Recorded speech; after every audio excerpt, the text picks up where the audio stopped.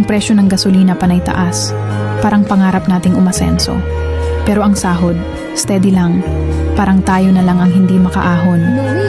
Paano na ang pamilya kung ang bawat araw pakiramdam mo laging paakyat ng bundok, pero ang dulo, sa ilalim pa rin ng kahirapan? Paano kaya tayo makakakita ng liwanag sa dulo ng madilim na daan na ito? Kung ang inflation ay laging humahabol sa ating bawat sentimo, ang gobyerno nangangako ng ginhawa, pero tayo, patuloy pa ring lumalaban sa bawat patak ng gasolina na parang dugo na pinipiga sa ating bulsa.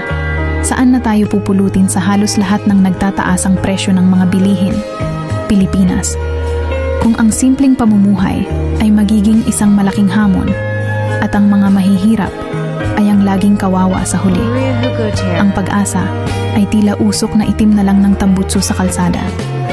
Unti-unting lumalabo at naglalaho